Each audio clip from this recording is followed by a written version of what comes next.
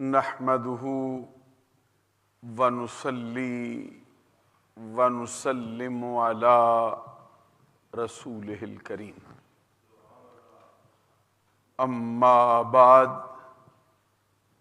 فاعوذ بالله من الشيطان الرجيم بسم الله الرحمن الرحيم فاذكروا آلاء اللہ لعلکم تفلحون وقال تبارک وتعالی وَكُلًّا نَقُصُّ عَلَيْكَ مِنْ أَنْبَاءِ الرُّسُلِ مَا نُثَبِّتُ بِهِ فُؤَادَكَ وقال تبارک وتعالی وَأَمَّا بِنِعْمَةِ رَبِّكَ فَحَدِّثْ صدق اللہ العظیم ان اللہ وملائکتہ یصلون علی النبی یا ایہا الذین آمنوا صلوا علیہ وسلموا تسلیما اللہم صل علی سیدنا ومولانا محمد وعلی آل سیدنا ومولانا محمد وبارک وسلم الصلاۃ والسلام علیک یا رسول اللہ وعلی آلک واصحابک یا حبیب اللہ اللہ رب محمد صلی علیہ وسلم نحن عباد محمد صلی علیہ وسلم صلاۃ و سلاما علیک یا رسول اللہ۔ معزز و محترم مشائخ و علماء اسلام و معزز و محترم حاضرین و سامعین، خاص طور پر آج کی تقریب کے صدر محترم اور آج کی تقریب کے سرپرست اعلیٰ استاد العلماء خطیب الاسلام حضرت علامہ مولانا مفتی قاری غلام سرور صاحب نقشبندی دامت برکاتہم العالیہ والقدسیہ، بطور مہمان خصوصی تشریف فرما ہیں جناب الحاج خلیفہ محمد زاہد صاحب صدیقی۔ مجھ سے پہلے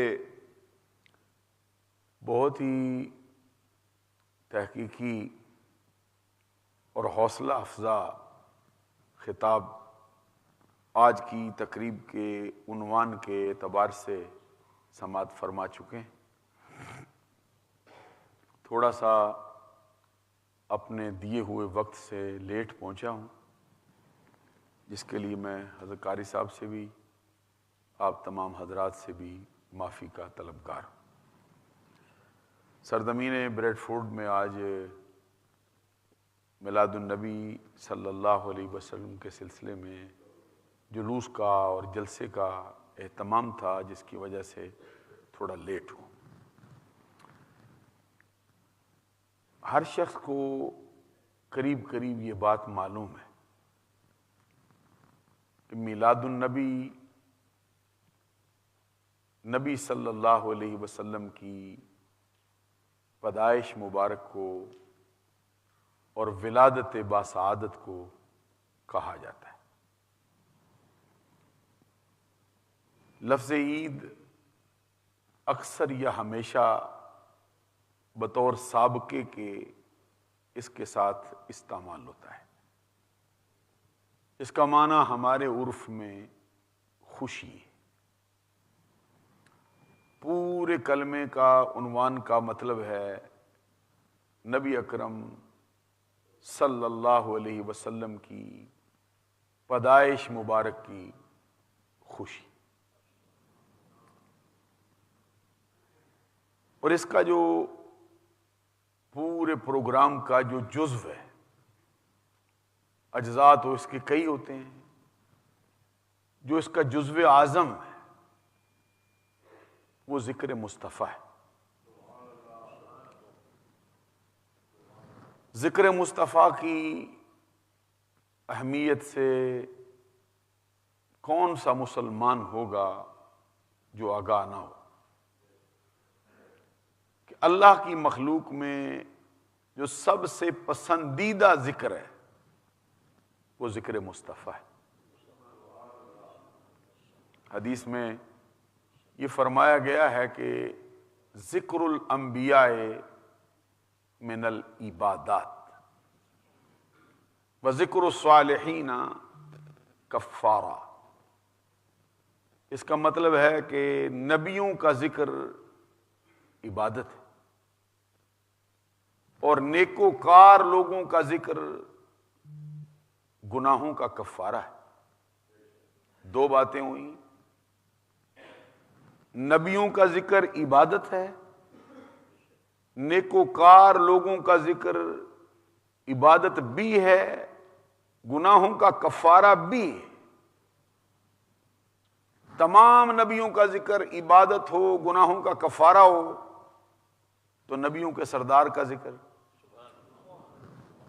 کون کہہ سکتا ہے کہ گناہوں کا کفارہ نہ ہوگا اور عبادت نہ ہوگی؟ بلکہ یہ جو اللہ کے برگزیدہ بندوں کے ذکر ہیں، ایک حدیث میں فرمایا گیا کہ یہ اللہ ہی کے ذکر ہوتے ہیں. سبحان اللہ کہیے نا. میں نے یہ بات کہی ہے کہ اللہ کے برگزیدہ بندوں کا جو ذکر ہوتا ہے یہ حقیقت میں اللہ ہی کا ذکر ہوتا ہے. ایک بڑی مشہور حدیث ہے، حدیث تو بڑی لمبی ہے لیکن اس کا آخری حصہ ہمارے مضمون سے متعلق ہے. برکت کے لیے ساری پڑھتا ہوں. نبی اکرم صلی اللہ علیہ وسلم کا فرمان ہے، لا یحق العبد حقیقت الایمان حتی یغضب للہ ویرضى للہ فاذا فعل ذلك استحق حقیقت الایمان وان احبائی واولیائی الذین یذکرون بذکری واذکر بذکرہم. تھوڑا سا سبحان اللہ بھی کہنے کی عادت ہے. یہ بالکل یہ مرگ کی محفل ہوتی ہے نا، وہاں ذرا بندے تھوڑا بہت ہی اور طرح بیٹھتے ہیں، تو خوشی کی محفل ہوتی ہے، اس میں خوشی کا اظہار ہوتا ہے. سبحان اللہ کہہ دو گونجے مسجد پوری. حدیث مصطفیٰ پڑھی گئی ہو، اس سے اعلیٰ کلام مخلوق میں تو کسی کا ہو سکتا ہی نہیں. اس کا مطلب یہ ہے کہ نبی اکرم صلی اللہ علیہ وسلم فرماتے ہیں کوئی بندہ اس وقت تک ایمان کی حقیقت کو نہیں پا سکتا. کب تک؟ جب تک کہ اس کا ناراض ہونا، جب تک کہ اس کا راضی ہونا صرف اللہ کے لیے نہ ہو جائے. اللہ کے لیے راضی ہونا، اللہ کے لیے ناراض ہونا جب کسی کو میسر آئے گا پھر وہ ایمان کی حقیقت کو پا لے گا. اس وقت تک ایمان کی حقیقت پانا اس کا مقدر ہی نہیں جب تک کہ سارے معاملات کو الگ رکھ کے اس کا راضی ہونا بھی اللہ کے لیے نہ ہو، اس کا ناراض ہونا بھی اللہ کے لیے. فرمایا فَإِذَا فَعَلَ ذَلِكَ اسْتَحَقَّ حَقِيقَةَ الْإِيمَانِ. جس نے ایسا کر لیا اس کا حق ہے کہ اس کا سینہ ایمان سے بھر دیا جائے. اتنی سی بات پہ اللہ ایمان سے سینہ بندے کا بھر دے گا جب راضی اللہ کے لیے ہوتا ہو، ناراض اللہ کے لیے. آگے فرمایا وَإِنَّ أَحِبَّائِي وَأَوْلِيَائِي. یہ اللہ کی طرف اس کی نسبت کی ہے سرکار نے کہ اللہ کا فرمان ہے کیا؟ اللہ فرماتا ہے کہ میرے احباب کون ہیں، میرے احبا، میرے اولیاء، میرے دوست کون ہیں؟ الذین یذکرون بذکری واذکر بذکرہم، ان کی شان کا یہ حال ہے کہ جب میرا ذکر ہوتا ہے تو میرے ذکر سے وہ یاد کیے جاتے ہیں، اور جب میرا ذکر ہوتا ہے تو وہ یاد ہوتے ہیں، جب ان کا ذکر ہوتا ہے تو میں یاد آ جاتا ہوں۔ کیا مطلب ہے کہ میرا ذکر ان کا ذکر ہے، ان کا ذکر میرا ذکر۔ اوروں کا ذکر 1,24,000 پیغمبروں کا ذکر رب کا ذکر ہو تو نبیوں کے سردار کا ذکر رب کا ذکر کیوں نہ قرار دیا؟ معلوم ہوا جو ہم کرنے آئے بیٹھے ہیں یہ ظاہری طور پر ذکر مصطفیٰ ہے، حقیقی طور پر ذکر خدا کرنے آئے بیٹھے ہیں۔ اور ایک مشہور حدیث ہے جس میں سرکار نے فرمایا، حضور فرماتے ہیں مجھ سے میرے رب نے اس بات کا وعدہ کیا، کیا کہا ہے؟ جعلت تمام الایمان بذکرک معی، بذکرک معی۔ اس کا مطلب ہے اللہ کہتا ہے اے نبی میں نے سارے کا سارا ایمان اس کو کر دیا ہے، سارے کا سارا ایمان اس بات کو کر دیا۔ جعلت تمام الایمان، میں نے سارے کا سارا ایمان اس میں رکھا ہے۔ کس میں؟ بذکر کا مائی، کہ تیرا ذکر ہو میرے ذکر کے ساتھ، سارا ایمان اس کا۔ تو ایمان سے کہو کہ میلاد کی مجلس کوئی سجی ہو اس میں ذکر مصطفیٰ ہوا ہو، ذکر خدا نہ ہوا۔ ذکر خدا بھی ہوتا ہے، ذکر مصطفیٰ بھی ہوتا ہے۔ ایک اور حدیث ہے جس میں سرکار فرماتے ہیں کہ مجھے میرے رب نے کہا جعلتک ذکرم من ذکری، چہرے پہ ذرا مسکراہٹ رکھیں نا، ذرا مجھے گفتگو کرنا ذرا آسان ہو جائے، ذرا چہرہ ذرا بنا رہتا نا، تھوڑی دیر گزر جائے ذرا بندے ذرا دیکھنے میں تھوڑی ذرا سختی کر جاتے ہیں یا اپنے انداز میں بیٹھتے ہیں، بیان کرنے والا سمجھتا ہے شاید کوئی ناراضگی ہے یا کوئی سمجھ نہیں آ رہی یا میرا مضمون اچھا نہیں لگ رہا، چہرے پہ ذرا تبسم رکھتا ہو نا، معلوم ہو کہ یہ میلاد سننے کے لیے بیٹھے، معلوم ہو کہ ذکر مصطفیٰ ان کو لذت دے رہا ہے، معلوم ہو کہ اچھی چیز بندہ کوئی تناول کرتا ہے نا اس کے چہرے سے اس کا اظہار ہوتا ہے، نہیں ہوتا؟ بولیے نا۔ تو کبھی کوئی چیز ایسی جو اس کی توقع کے خلاف منہ میں ہو جائے تو پھر اس کی اندر طبیعت تو سختی ہوتی ہے، چہرہ بھی کچھ بتا دیتا ہے۔ تو میں جو کہہ رہا ہوں کہ ذکر مصطفیٰ ہے، یہ ہماری غذا ہے جو پیش کر رہا ہوں۔ حدیث پیش کر رہا تھا، سرکار نے فرمایا کہ رب نے مجھ سے وعدہ کیا، کس کا؟ رب نے فرمایا قد جعلتک ذکرم من ذکری، اے محبوب میں نے تجھے اپنے ذکروں میں سے ایک ذکر کیا۔ شاید میں سمجھا سکتا آپ کو میں کیا کہہ رہا ہوں۔ اللہ نے کیا فرمایا؟ فرمایا محبوب میں نے تجھے، تیری ذات کو اپنے ذکروں میں سے ایک ذکر کیا ہے کہ تیری ذات ہی میرے ذکروں میں سے ایک ذکر قرار پا گئی ہے، اس کا شان ہے۔ ساتھ آگے فرمایا قد جعلتک ذکرم من ذکری فمن ذکرک ذکرانی، اب جو کوئی تیرا ذکر کرے گا وہ حقیقت میں تیرے رب ہی کا ذکر کر رہا ہے۔ معلوم ہوا کہ میلاد کی مجلس جب سجے گی نعت مصطفیٰ بھی ہوگی، حمد خدا بھی ہوگا، ذکر مصطفیٰ بھی ہوگا، ذکر خدا بھی ہوگا۔ یہ جو میں بات عرض کر رہا ہوں قرآن پاک میں اللہ کا فرمان بھی سنیے، یہ تو حدیثوں میں، قرآن میں اللہ فرماتا ہے وَكُلًّا نَقُصُّ عَلَيْكَ مِنْ أَنْبَاءِ الرُّسُلِ، اے نبی صلی اللہ علیہ وسلم ہم آپ پر سارے رسولوں کی خبریں اس لیے تمہیں سناتے ہیں، اس لیے تمہارے اوپر پڑھتے ہیں، کس لیے؟ مَا نُثَبِّتُ بِهِ فُؤَادَكَ، تاکہ تیرے دل کو قرار آئے، تاکہ تیرے دل کو چین آئے، تاکہ تیرے دل کو ٹھنڈک ملے۔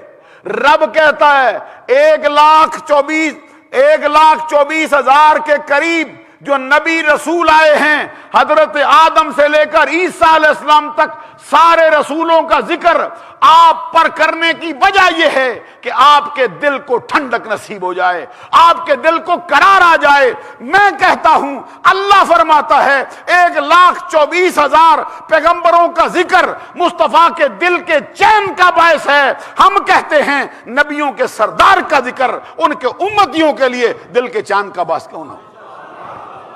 ہمارے دل کو بھی ٹھنڈک ملتی ہے، ہماری روح کو بھی بالادگی میسر آتی ہے۔ اب ایک اعتراض ہوتا ہے، دیکھو جی کہتے ہیں یہ جو تم کرنے بیٹھتے ہو، خاص میلاد کا نام بھی رکھتے ہو، ذکر بھی لے آتے ہو، کیا کسی پہلے بھی ہوا ہے؟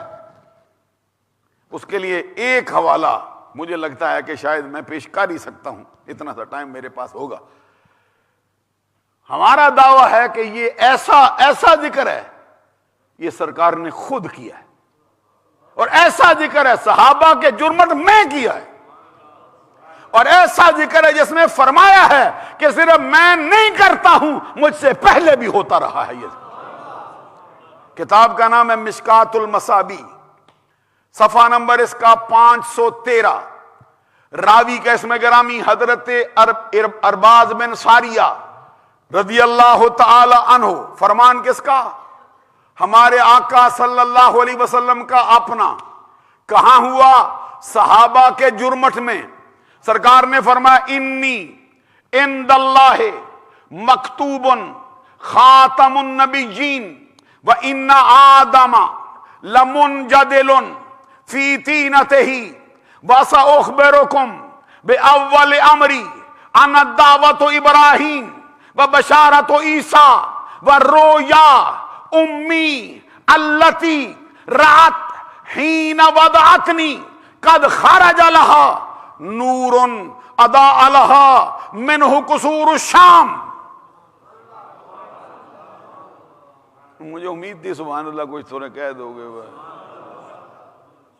مرے پڑے تو نہیں نہ رہتے نا۔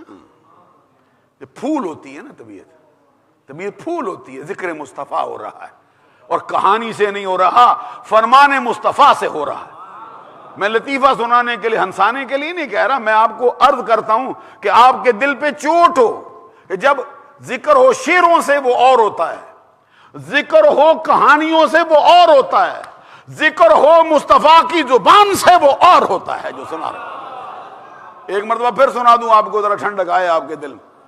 کیا ہمارا مقدر ہے کہ جو الفاظ سرکار کی زبان سے نکلے تھے، جنہوں نے سرکار کے ہونٹوں کو چوما تھا، وہ الفاظ من و عن ہم کو سننے کے لیے مل رہے ہیں میلاد کی گھڑی۔ کیا فرماتے سرکار؟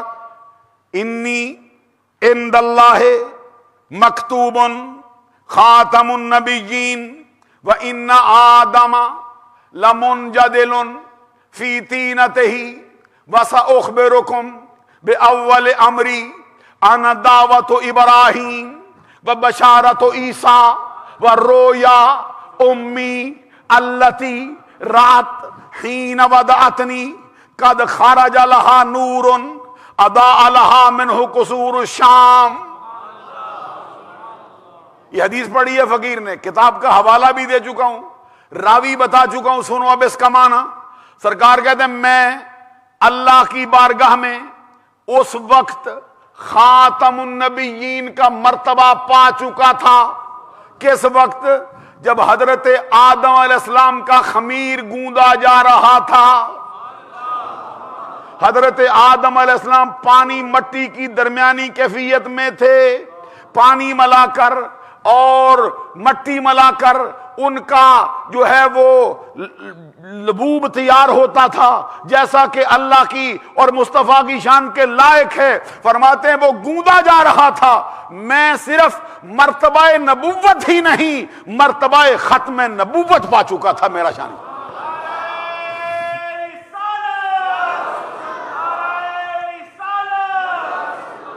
آگے سرکار نے فرمایا آؤ میں تمہیں تعارف کرواؤں کہ میں کون ہوں، میری شان کیا ہے۔ فرمایا وَسَأُخْبِرُكُمْ بِأَوَّلِ أَمْرِي أَنَا دَعْوَةُ ابراہیم۔ پہلا میرا تعارف یہ ہے، میں اپنے باپ ابراہیم علیہ السلام کی دعا ہوں۔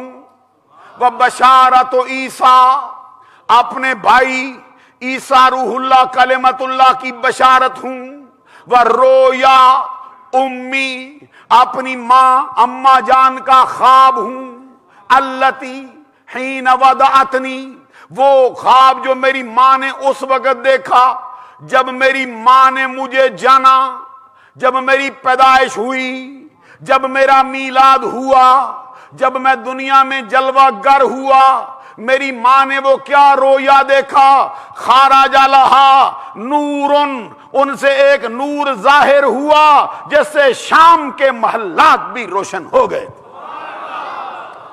کتنی باتیں فرمائی سرکار نے۔ آپ فرمایا اپنے باپ ابراہیم کی دعا ہوں۔ حضرت ابراہیم علیہ السلام کب ہوئے؟ سرکار سے 2780 برس پہلے، سرکار 2780 برس بعد آئے ہیں۔ ابراہیم علیہ السلام کی زبان پر اس وقت بھی مصطفیٰ کا ترانہ گایا جا رہا ہے۔ فرمایا اپنے بھائی عیسیٰ روح اللہ کلمت اللہ کی بشارت ہوں۔ حضرت عیسیٰ نے بشارت کب دی، کہاں لکھا ہے؟ حضرت عیسیٰ علیہ السلام کا زمانہ ہوا سرکار سے 570 برس پہلے، 2780 برس پہلے ابراہیم علیہ السلام کے زمانے میں بھی مصطفیٰ کا ذکر، 570 سال پہلے عیسیٰ علیہ السلام کے زمانے میں بھی سرکار کا ذکر۔ ابھی دیکھیے جو بات میں کہنا چاہتا ہوں آپ سے، حضرت ابراہیم علیہ السلام نے سرکار کی دعا مانگی پیدائش کی۔ علماء دیوبند میں ایک مولانا ہوئے ہیں، ان کا چھوٹا سا حوالہ بطور تائید آپ سے سنانا چاہتا ہوں۔ اس وقت ان کے جو بڑے عالم دین ہیں یہ مولانا تقی عثمانی، جن کو وہ اپنا استاد مانتے ہیں، استاد کا بیٹا مانتے ہیں، ان کے بھائی تھے پہلے کچھ عرصہ، وہ ان کا انتقال ہو گیا۔ مولانا رفیع عثمانی صاحب، ان کو اپنی جماعت کا مفتی اعظم سمجھتے ہیں۔ ان کے والد کا نام ہے مفتی محمد شفیع، علماء دیوبند کے بہت بڑے استاد ہیں، بڑی کتابیں لکھی ہیں، تفسیر پر بھی 8 جلدوں میں کتاب لکھی ہے انہوں نے، حدیث پر بھی کتابیں لکھی ہیں، ختم نبوت کے عنوان سے بھی کتاب لکھی ہے، ایک کتاب انہوں نے سرکار کے میلاد پر بھی لکھی ہے۔ کتاب کا نام رکھا سیرت خاتم الانبیاء۔ اس کے صفحہ نمبر 17 پر ان کا کلام سنو۔ وہ کلام کرتے کیا کہتے ہیں؟ کہتے ہیں ماہ ربیع الاول کی 12ویں کے انقلاب کی، کبھی توجہ ہونا، ایک ایک جملہ سنو، منو ان آپ کے سامنے رکھنے کی کوشش کرتا ہوں، اگر میں بھول نہ جاؤں تو سارے الفاظ انہی کے ہیں، اپنا کوئی لفظ نہیں لگایا۔ کیا کہتے ہیں؟ ماہ ربیع الاول شریف کی 12ویں کے انقلاب کی اصل غرض آدم و اولاد آدم کا فخر، کشتی نوح کی حفاظت کا راز، ابراہیم کی دعا، موسیٰ و عیسیٰ کی پیشین گوئیوں کا مصداق، یعنی ہمارے آقا نامدار محمد الرسول اللہ صلی اللہ علیہ وسلم رونق افزائے عالم ہوتے ہیں۔ کتنی باتیں گئی؟ ایک کہا ربیع الاول شریف کا مہینہ، دوسرا کہا 12 تاریخ، تیسرا کہا انقلاب آیا۔ ربیع الاول شریف کا مہینہ بھی مانا، انقلاب بھی مانا، 12 تاریخ بھی مانی، بلکہ دعویٰ کیا۔ کیا دعویٰ کیا؟ کہتے آدم و اولاد آدم کا فخر ایک بات، کشتی نوح کی حفاظت کا راز، جس کی خاطر نوح علیہ السلام کی کشتی بچائی گئی، اس کا مقصد یہ تھا کہ مصطفیٰ کا میلاد ہونے والا تھا۔ آگے کہا ابراہیم کی دعا ایک بات، اگلی بات کی موسیٰ و عیسیٰ کی پیشین گوئیوں کا مصداق۔ حضرت ابراہیم کا ذکر بھی حدیث سے سنا، حضرت عیسیٰ کا ذکر بھی آپ نے حدیث سے سنا، ذرا موسیٰ علیہ السلام کا بھی سنو۔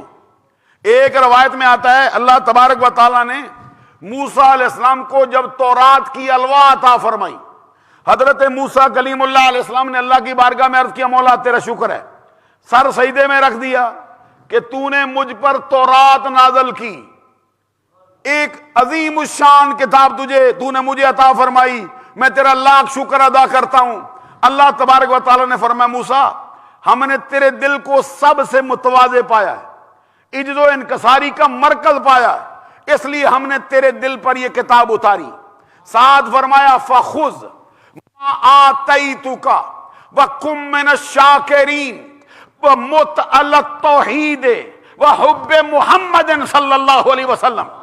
اے موسیٰ تجھے تلقین کرتے ہیں جو کتاب تمہیں دی ہے اس کو لے لے اور میرا شکر ادا کرنے والوں میں سے ہو، اس پہ عمل پیرا ہو جا، اور شکر ادا کر کے میں نے تجھے یہ منصب دیا ہے، اور تجھے تلقین کی جاتی ہے کہ تیرا انتقال ہو میری توحید پہ ہو، اور اس کے ساتھ بحب محمد، توحید پہ ہو اور میرے محمد صلی اللہ علیہ وسلم کی محبت پہ ہو۔ اور موسیٰ علیہ السلام کہتے ہیں مولا یہ محمد کون ہے جن کی محبت تیری توحید کے ساتھ مقرون ہے، تیری توحید کے ساتھ جن کی محبت اپنے سینے میں سے جانا مقرون ہو گیا، کون ہے؟ رب ذوالجلال نے فرمایا ان کا شان کیا پوچھتا ہے، یہ وہ ہیں جن کا اسم گرامی میں نے زمین و آسمان کی پیدائش سے 2000 سال پہلے اپنے عرش پر اپنے نام کے ساتھ ملا کے لکھا ہوا تھا۔ اس کے اتنا فرمانے کے بعد رب نے پھر فرمایا، موسیٰ علیہ السلام نے استفسار کیا کہ ان کا شان اتنا میں کہاں؟ رب ذوالجلال نے فرمایا سن ان کی شان کا یہ حال ہے، لولا محمد و امتہ ما خلقت الجنت ولا النار ولا الشمس ولا القمر ولا اللیل ولا النہار ولا ملکا مقربا ولا نبیا مرسلا ولا ایاک۔ ابھی تو سبحان اللہ ذرا اونچی آواز سے ہوتی نا مجھے بھی لطف آتا۔ آپ کو سبحان اللہ کہنے سے پتہ نہیں سمجھ آتی ہے کوئی لطیفہ سنا رہا ہے یا پتہ نہیں کوئی نئی بات کر رہا ہے، یہ ہے کہ یہ پتہ چلتا ہے کہ اپنے نبی کی شان سنی ہے نا بندوں کا دل جھوم اٹھا ہے۔ موسیٰ کلیم اللہ علیہ السلام کا شان کتنا ہے؟ 40,000 نبی رب نے موسیٰ علیہ السلام کی شریعت کو فروغ دینے کے لیے ان کی شریعت کا مبلغ بنا کے بھیجا۔ پھر سنو ابھی آپ کو اندازہ نہیں ہوا، حضرت صاحب ہیں، نقشبندی صاحب ہیں، مفتی صاحب ہیں، قاری صاحب ہیں، علامہ صاحب ہیں، استاد صاحب ہیں، ان کے ماتحت اگر 10,000 مولوی ہو جائے، مولانا ہو جائیں، میرے جیسے نالائق بندے، میرے جیسے عام قسم کے مبلغ ہو جائیں، ان کے ماتحت 1,000 ہو جائے، کتنا شان ہے؟ وہاں موسیٰ کلیم اللہ علیہ السلام نبی ہے، رب نے 40,000 نبی موسیٰ علیہ السلام کی شریعت کو فروغ دینے بھیجا ہے۔ رب موسیٰ علیہ السلام سے کیا کہتا ہے کلام سن لو، ابھی توجہ ہوگی، میں گفتگو مکمل کرتا ہوں۔ ایک حدیث میں سرکار کا فرمان ہے، اللہ نے اولاد آدم میں 4 بندے پیدا کیے، 5 بندے پیدا کیے نسل انسانی میں، ان کا مقابل کوئی نہیں۔ یہ سرکار کا براہ راست فرمان ہے۔ آدم علیہ السلام کی اولاد میں 5 ہستیاں ہیں، ان کا مقابل نہ آسمانوں میں ہے، نہ زمینوں میں ہے، نہ فرشتوں میں ہے، نہ انسانوں میں ہے۔ 5 بندے کون کون سے سرکار نے خود فرمایا، ایک ان میں سے نوح علیہ السلام ہے، ایک ان میں سے ابراہیم علیہ السلام ہے، ایک ان میں سے موسیٰ علیہ السلام ہے، ایک ان میں سے عیسیٰ علیہ السلام ہے، اور ایک ان میں سے میں ہوں۔ 5 کون کون ہوا؟ وقت ہے نا ذرا کھینچتا ہے فقیر کو، وغیرہ تھوڑی دیر کھڑا کر لوں آپ کو۔ 5 بندے ہیں، ان کا مقابل نہ آسمانوں میں نہ زمینوں میں۔ سرکار سے پوچھا گیا ان 5 میں کون افضل ہے؟ فرمایا وہ تو میں ہوں۔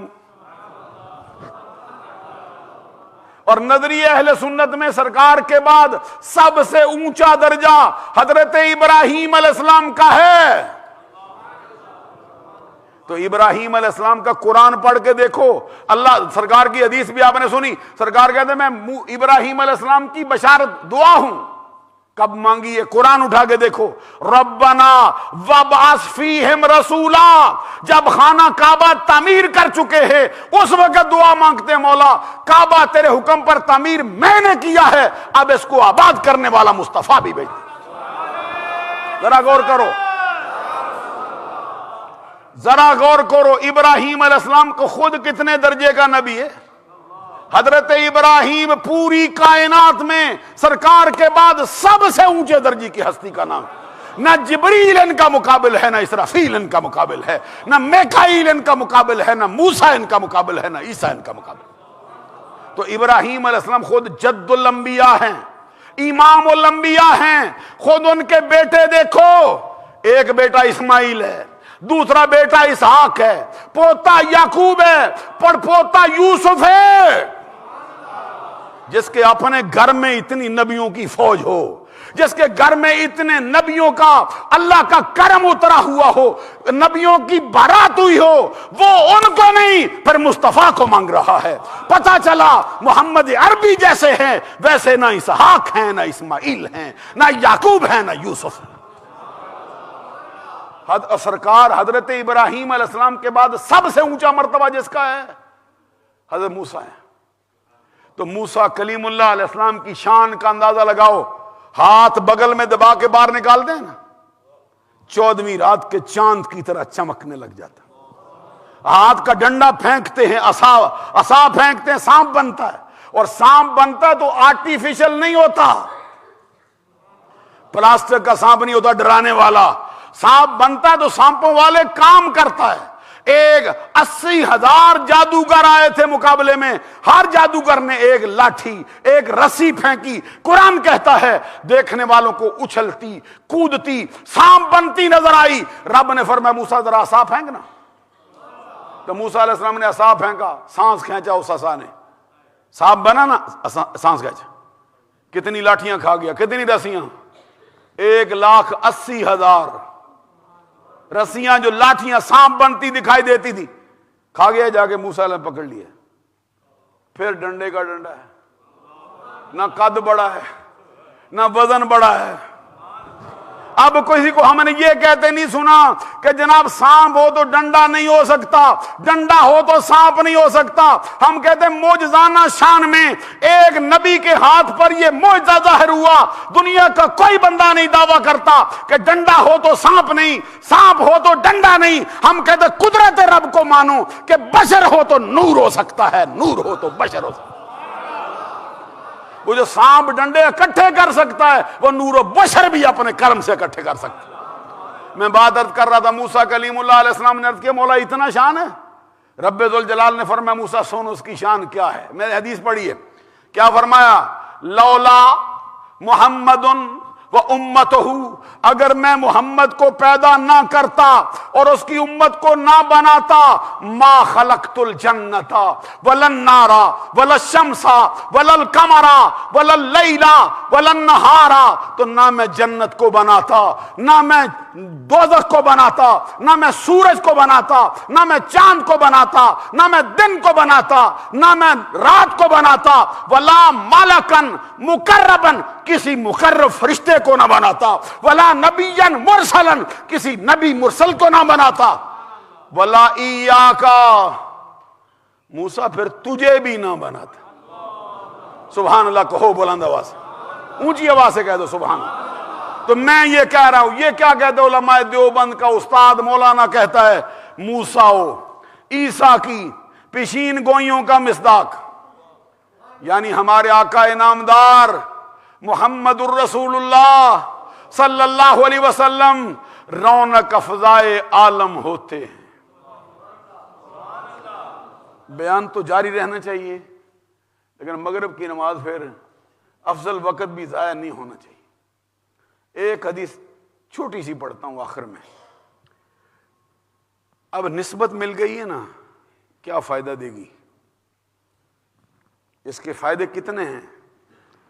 میں تو کہتا ہوں کہ ہم زندگی پوری گزار دیں نا فائدوں پر نشان لگاتے کہ یہ فائدہ یہ فائدہ یہ فائدہ یہ فائدہ، زندگی ختم ہوگی فائدوں کا اعداد و شمار نہیں ہوگا. ایک حدیث پڑھتا ہوں، سرکار کا فرمان ہے حرمت الجنت علی الانبیاء حتی ادخلها وحرمت الجنت علی الامم حتی تدخلها امتی. میں ادھر حدیث سنا کے انتظار کرتا رہتا ہوں سبحان اللہ بھی ہوگی نہیں ہوگی. آپ سمجھتے شاید وہ عام کلام ہے. یہ کلام حدیث ہے. حدیث پڑھتے ہیں نا وجد ہوتا ہے. استاد پڑھاتا ہے جب اپنے شاگردوں کو, پھر اس وقت کیا کیا فوائد اترتے ہیں, رب کی رحمت کا نزول کیسے ہوتا ہے. سنو, سرکار نے فرمایا اللہ تعالیٰ کی جنت اللہ کے سارے نبیوں پر اس وقت تک جنت میں داخل ہونا حرام رہے گا جب تک کہ آمنہ کا لال جنت میں داخل نہ ہو. سارے نبیوں کا سردار جائے گا تو پھر 1,24,000 جا سکتے ہیں, مگر نہیں. میں جاؤں گا پھر سب جائیں گے. یہ بات تو سمجھ آئی, سرکار سردار ہیں. آگے فرمایا وَحُرِّمَتِ الْجَنَّةُ عَلَى الْأُمَمِ, اللہ کے سارے نبیوں کی ساری امتوں پر جنت میں داخلہ حرام رہے گا. اے میرے امتی, جب تک تو داخل نہ ہو گیا. سب سے پہلے جنت میں داخلے کا حقدار تجھے نمازوں نے کیا ہے, روزے نے کیا ہے, حج نے کیا ہے, جہاد نے کیا ہے, مرتبے نے کیا ہے, قرب نے کیا ہے, ولایت نے کیا نہیں, صرف نسبت مصطفیٰ نے کی. پہلی امتوں کے بڑے بڑے افراد, آصف بن برخیہ, کیا شان ہے, آنکھ جھپکنے سے پہلے 2500 میل کے فاصلے پر پڑا ہوا تخت لا کے رکھ دیا. یہ بڑے بڑوں کو حیران کر کے رکھ دیا. اٹھ کے گیا بھی نہیں, وضو کرنے کی 2 رکعت نماز نفل پڑھنے کی اجازت بھی نہیں مانگی, کہتے ابھی آتا ہے. تو پھر اڑتا ہوا آیا ہے, دیکھا کسی نے؟ غور کرو نا, بندے ہر بات کو عقل کے بل بوتے پہ تولتے ہیں. تو یہ قرآن ہے, کسی کتاب عام میں تو ہے نہیں. اگر اڑ کے آتا کوئی دیکھتا نہ آ رہا ہے, پانی میں تیر کے آتا کوئی دیکھتا نہ آ رہا ہے, کچھ 10-20 بندے لگتے نا بھئی لے کے آ رہے ہیں. قرآن کہتا ہے فَلَمَّا رَآهُ مُسْتَقِرًّا عِندَهُ, حضرت سلیمان نے آنکھ اٹھا کے دیکھا, سامنے پڑا تھا یہ تھا. تو وہ آصف بن برخیہ بھی پیچھے انتظار میں ہوگا. آصف بن برخیہ جی کیا ہو گیا, انتظار میں لائن میں لگے ہو. کہتے میری باری نہیں آ سکتی کیونکہ میں سلیمان کی امت کا ہوں, پہلے مصطفیٰ کی امت جائے گی تب جا سکتی. اصحاب کہف, کبھی پہلے امتیوں کی شانیں پڑھنا. اصحاب کہف کا کیا مرتبہ ہے؟ قرآن نے کہا 309 برس غار میں آرام کیا ہے. اور علماء کہتے ہیں یہ حتمی نہیں, یہ اہل کتاب کا قول ہے. اللہ کو معلوم ہے کتنے برس بیت گئے. اور 1 سال میں کتنے دن ہوتے ہیں؟ 365 دن. اب 309 سالوں کو 365 سے ضرب دے کے دیکھ کتنا عدد نکلتا ہے. ہر دن کے لیے ان کے لیے رب 2 مرتبہ سورج کو حکم دیتا تھا راستہ بدل. یہ کسی کہانی کی کتاب میں نہیں آیا جس کو چیلنج ہو سکے. قرآن کہتا ہے کہ چاش کا وقت ہوتا تھا, دہانا کھلا تھا, سورج کی دھوپ ان کے اوپر پڑتی جہاں لیٹے ہیں. جیسے ہی آتا نا 10 بجے کے وقت پہ, 9 بجے 9:30 چاش کا وقت, تو دھوپ پڑنے کا اندیشہ ہے. رب کہتے سورج راستہ بدل. راستہ بدل کے پھر سیدھا ہوتا نا, زور کا وقت آتا, دوسرا دانا آ گیا, اس دانے کی سورج کی دھوپ پھر پڑتی. رب کہتا راستہ بدل. ایک دن میں 2 مرتبہ رب کی کائنات کا نظام بدلا جاتا. جن اصحاب کہف کے لیے کتنی مرتبہ بدلا گیا. ہر سال کے 365 دنوں کے اندر 730 مرتبہ ان کے لیے نظام بدلا گیا. 309 سالوں میں کتنی مرتبہ بدلا گیا. وہ 300 اتنی مرتبے پانے والے پیچھے لائن میں انتظار میں. اصحاب کہف جی کیا ہو گیا, جاتے نہیں ہو, مرتبہ اونچا ہے. کہتے ہم ہیں نہیں نا مصطفیٰ کی امت کے, جب تک وہ میلاد والے نہ جائیں گے ہم جا نہیں سکتے. یہ سرکار کی نسبت نے تجھے وہاں پہ اٹھا کے کھڑا کیا. دوران گفتگو مجھ فقیر سے جتنی چھوٹی بڑی غلطیاں سرزد ہوئی ہوں, اللہ سے آپ لوگوں سے معافی کا طلبگار ہوں. وآخر دعوایا ان الحمدللہ رب العالمین.